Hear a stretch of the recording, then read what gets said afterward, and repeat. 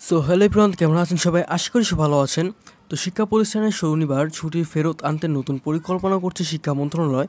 তো কবে থেকে শুরু হবে শনিবারেও বন্ধ বা কবে বন্ধ দেবে আবার শনিবার, সেটি এই ভিডিওতে জানানো হবে। তো ভিডিওটি সম্পূর্ণ স্কিপ না করে দেখতে থাকুন। তো বর্তমান শিক্ষাপঞ্জি অনুসারে করে ঈদুল আজহা ও গ্রীষ্মকালীন ছুটি অবকাশ উপলক্ষে দেশের শিক্ষা প্রতিষ্ঠানগুলোতে চলছে টানা ২০ দিন ছুটি। তবে এরই মধ্যে আলোচনা আছে শনিবারের সাপ্তাহিক ছুটি ফিরিয়ে আনার ব্যাপারটা। শিক্ষামন্ত্রী এবং মাধ্যমিক ও উচ্চ মাধ্যমিক ঐশী অধিদপ্তর একাধিক সূত্রে বলেছে, ঈদের পর পুনরায় শনিবার সাপ্তাহিক ছুটি ফিরিয়ে দেওয়ার হতে পারে। তবে একই সঙ্গে শিক্ষণ ঘাটতি পূরণ, গরমের ছুটি কমানো হতে পারে।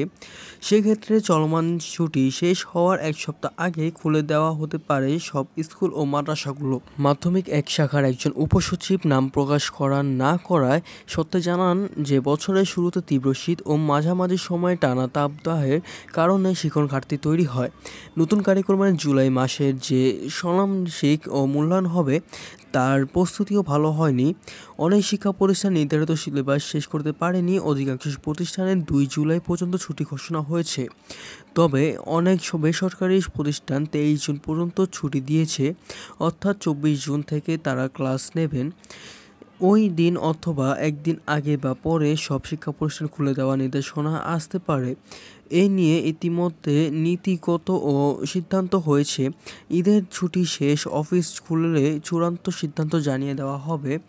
মাধ্যমিক ২ শাখার আরেকজন সিনিয়র সহকারী সচিব বলেন, শিক্ষামন্ত্রী নিজে ঈদের পর পুনরায় শনিবার ছুটি ফিরিয়ে আনার কথা বলেছেন। সেটি করলে ক্লাস কমে যাবে।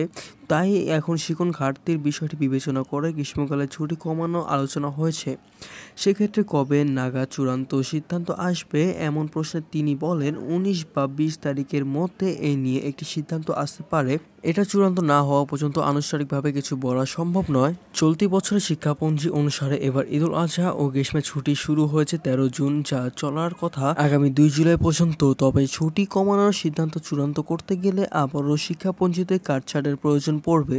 সো এভরিওয়ান, তো এই ছিল আজকের ভিডিও। তো কবে থেকে বন্ধ হবে সেটি আমরা সামনে ভিডিওতে জানিয়ে দেবো। জানার পর তো ভিডিওটি ভালো লাগলে চ্যানেলকে লাইক, শেয়ার অ্যান্ড সাবস্ক্রাইব করে রাখবেন। আর হ্যাঁ, যে কোনো ভিডিও সবার আগে পেতে চ্যানেলকে বেল আইকন প্রেস করে অল করে দিবেন। তো ভিডিও সম্পূর্ণ স্কিপ না করে দেখার জন্য আপনাকে অনেক অনেক ধন্যবাদ।